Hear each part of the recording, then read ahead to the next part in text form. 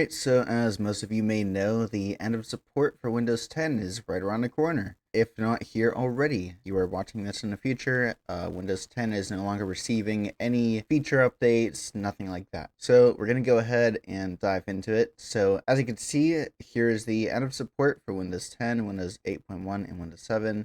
We are focusing on Windows 10. So we're going to go ahead and scroll down. It says support for Windows 10 will end in October 2025. After October 14th, 2025, Microsoft will no longer provide free software updates from Windows Update, technical assistance, or security fixes for Windows 10. And what they failed to mention is they have a extended security update system. So what is the ESU? That's kind of what I just said. Extended Security Updates program for Windows 10 provides customers with a more secure option to continue using their Windows 10 PC after October 14th, 2025. Or, they should say, or they can transition to Windows 11. If you are curious how to get this extended security update, you want to go to your settings, go to Windows Update right here, check for an update. Now, at the top right, it should say enroll in extended security updates or something close to those words. Or at the very bottom around here, it should say the exact same. You want to go ahead and enroll before October 14th if you actually want to keep using Windows 10. Are you being forced off of Windows 10? The short answer is no, but if you want better performance, in air quotes, if you could see them, then they're urging you to go to Windows 11. So let me go into that. So find Windows 11 specs, features, and computer requirements. So you are going to need a 1 gigahertz processor or faster. I have a 6, and I think my other one I have a 6 as well. If you don't know how to search for your gigahertz or your processor, RAM, storage, any of that, you're going to press the Windows button and type in about, and then you'll see about your PC right here. I'm going to click that. Now right here it's going to say your processor, which is your CPU, your installed RAM, your graphics card, and your storage. But yeah, that is that. So let's go back into here, into the requirements. So you're going to need around 4 gigabytes of RAM just to run the operating system. They recommend 64 gigabyte or larger storage device because if you're going to be installing apps, you're going to be installing updates over time. Yeah, sure, it could be hogging your storage, but that's why you clean it out. System firmware, this is going to be your BIOS, so it's going to recommend UEFI, secure boot capable. They're going to urge you to get TPM 2.0, which I honestly have nothing against. Next up is your graphics card. They're going to recommend one that supports DirectX 12. Ignore the display, and then they just keep on going. This is all Copilot stuff. And then they're saying the Windows 11 features. You guys can take a look whenever you want. I'm going to just slowly scroll down. You can pause it whenever you guys want to.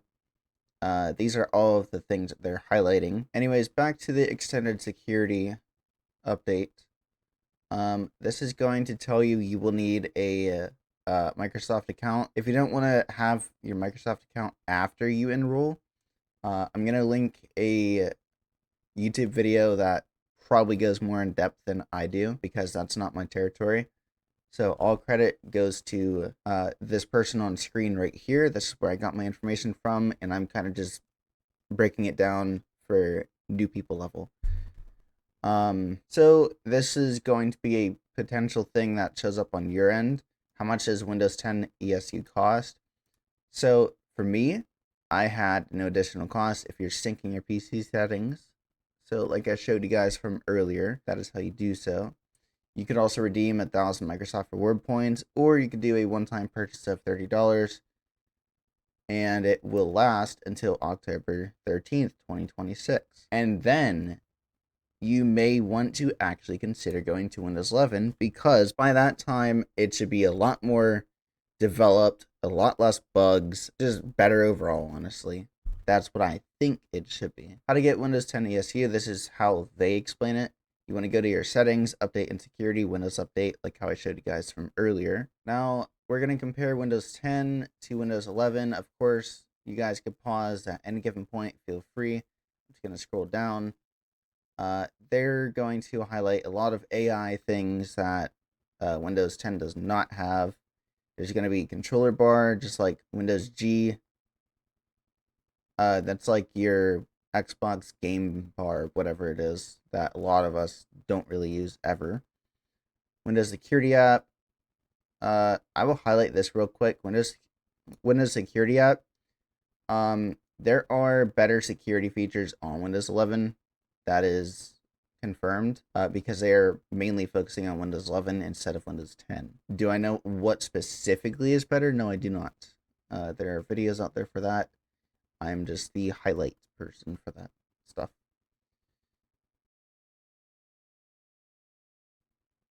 They're going to say narrator, all this crap. Microsoft Store, Photos app, Paint. So, of course, at the end of the page, it's going to say get Windows 11. So, you go ahead and click that, and then you check for compatibility. I'm not going to go into that. They also want you to shop for Windows 11 PCs. Oh, yay. No, don't be doing that. You could literally update your PC for free. Do not do that and waste your money. So, that practically wraps up everything all up into one video. If you want to check out this guy's video, if I didn't explain something to your critique, please check out this guy right over here. Let him know you guys are from Next Tech Hub, and yeah, if you want to show appreciation, I would suggest you like and subscribe. If you have any questions, comments, concerns, leave them down in the comment section, rather in my video or his video. I do not know this guy. All I do know is he is a lot more smart than I am. So I give credit where credit is due. Until the next one, I hope you guys have a wonderful day or night. See you guys around.